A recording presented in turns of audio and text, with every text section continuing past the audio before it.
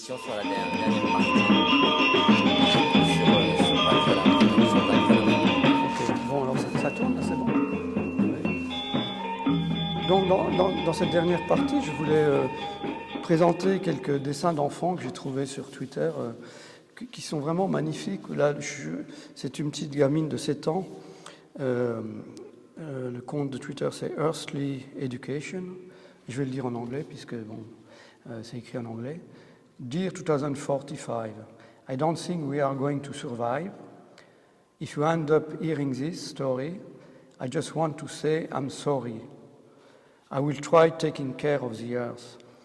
Eh bien, bon, vous avez tous compris, je ferai une traduction sous-titrée, mais on sent que cette petite gamine a honte de ce qui est en train de se passer à notre mère Terre, comme le disent les Amérindiens, et elle se sent responsable.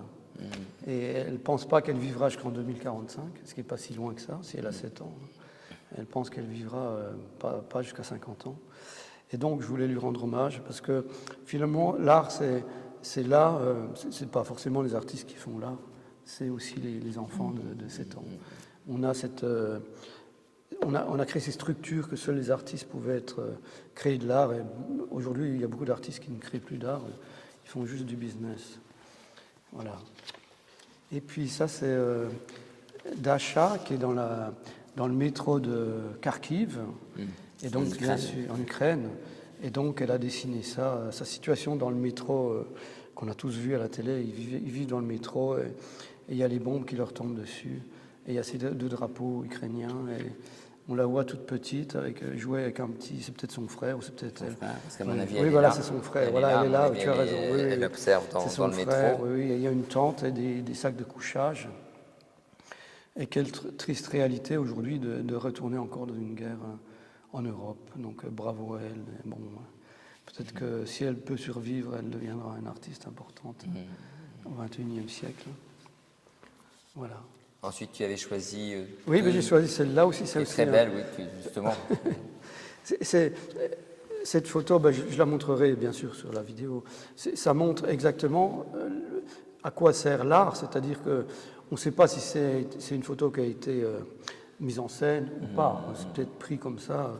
Donc c'est un petit gamin des rues en Inde qui a laissé ses savates en dehors du dessin. Et ça, c'est le sacré.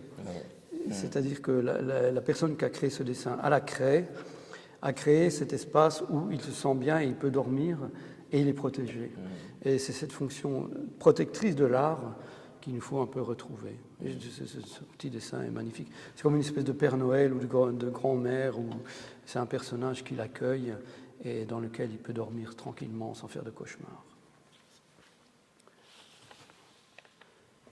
Et puis donc, on voulait revenir à la 5e partie. Que tu avais intitulé, déjà j'aimerais bien que tu réagisses à 2 choses, au titre de cette partie, que tu appelais « Vaincre la mort ou la pensée paradoxale ». Pourquoi ce titre? Qu'est-ce que ça veut dire? Et aussi t'entendre, tu avais mis 3 citations, enfin 2 plus des notes. J'ai retenu une citation de Alexandra David-Néel qui dit ceci dans Mystique et magicien du Tibet: ces moi-ci ne vaincront pas la mort parce qu'ils croient à la mort. Qu'est-ce que ça signifie pour toi et quelle est la résonance que cette citation produit et comment tu peux la mettre en relation, parce qu'on est là pour parler de ta production, de ton art, de tes œuvres. Comment tu peux la mettre en relation avec ta création? Oui, c'est toujours construction-destruction. C'est la vie, c'est construction-destruction, construction-destruction. Et au-delà de ça, l'homme a toujours besoin de croire en quelque chose. Et justement, les moines qui n'arrivent pas à vaincre la mort, c'est qu'ils croyaient en la mort, c'est qu'ils la voyaient de trop près. Et par exemple, on en a parlé auparavant, dans les rituels tantriques, des fois ils vont manger les morts, la chair des morts, pour justement se dépasser. Et comment faire ce dépassement? Et je pense que le langage, la pensée, est une barrière à entrer ailleurs. Dans cet ailleurs, il n'y a plus de nomination, bien évidemment, parce qu'ils nomment la mort, ils ne peuvent pas la dépasser. Et moi je dis, il en est de même pour l'art. Pour vaincre l'art, il ne faut jamais, oui, ne plus jamais, jamais croire en lui. Parce que c'est vrai que nous, quand on est formé un peu dans des écoles de beaux-arts, on croit à l'art, on croit à Matisse ou tous ces grands artistes-là. Mais quelque part, il faut les enculer. Quelque part, il faut sortir des schémas de pensée. Sinon, on ne peut rien faire. C'est quelque chose de violent d'être artiste. Il faut vraiment dépasser tous ces cadres-là, parce que sinon on fait on peint des fleurs. Bon, on sort pas du cadre établi, encore une fois. Et pour moi, je m'impose cette violence, et je pense que quelque part les gens rencontrent cette violence dans mon travail. C'est ça sans doute qui les dérange, parce que je pousse les choses un peu loin. Voilà. Non, mais c'est vrai qu'il faut que je pousse les barrières, bien sûr. Je transgresse. Il faut que je transgresse. Et j'entends pas la citation tout à fait de la même manière. Enfin, Oui. Pour moi, quand Alexandra David-Néel dit « Ces moines-ci ne vaincront pas la mort parce qu'ils croient à la mort », enfin, j'ajouterais qu'en réalité, ces moines ne se battent plus. Et à mon avis, ce qu'elle dit aussi, et c'est ça qui peut être très beau, c'est qu'il n'y a pas de combat. À partir du moment où tu crois à la mort, en fait, moi j'entends de l'acceptation. Dans cette citation, il y a une forme d'acceptation. Et ça, c'est-à-dire qu'ils acceptent la mort dans son aussi, parce que peut-être qu'ils croient à la réincarnation, et ils croient à la réincarnation dans les religions tibétaines ou hindouistes et bouddhistes. Voilà, donc c'est ces cycles-là, et je trouve ça assez altier comme idée, de pouvoir défier d'une certaine manière la mort, justement par l'impassibilité.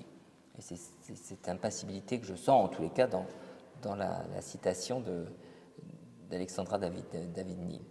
Et est-ce que toi, alors, tu es intéressé par les représentations, ce qui n'est pas tout à fait la même chose qu'être intéressé par la mort? Est-ce que toi, les représentations, alors tu es intéressé par le cosmique, on ne va pas revenir dessus, le sacré, les représentations de la sexualité, j'allais dire de l'art pariétal quasiment aux images les plus diffusées sur Internet. Est-ce que toi, tu as cette question de la mort, en tous les cas par l'image, est-ce qu'elle t'intéresse? Est-ce que tu y réfléchis?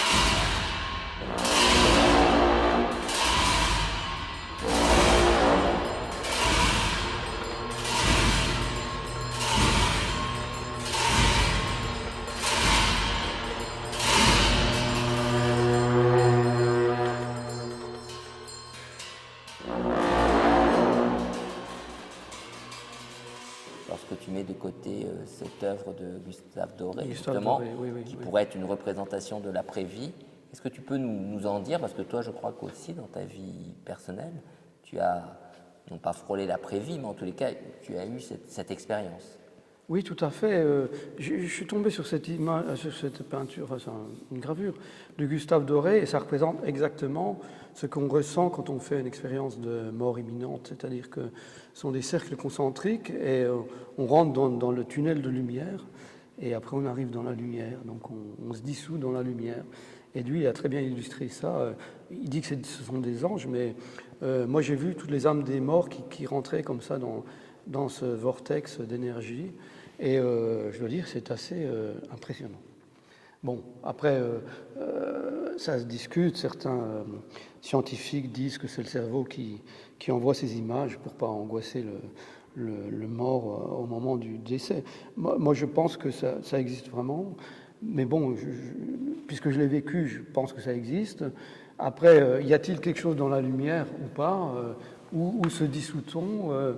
Quel est le voyage de l'âme après ça? Est-ce que l'âme voyage? Est-ce qu'elle disparaît?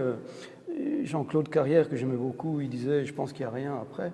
Mais peut-être que c'est à cet instant qu'on rentre dans la lumière, c'est quand même un moment fantastique. Et j'ai fait un dessin de ça et je l'utilise parfois dans mon travail. Et bien sûr que le mysticisme m'intéresse, mais ça demande une discipline que je n'ai pas. Par contre, j'ai la discipline d'être artiste, donc je crée tous les jours que je peux. Merci. Merci Nicolas, c'était très sympathique. Merci beaucoup à tous. Merci. Bon, ben,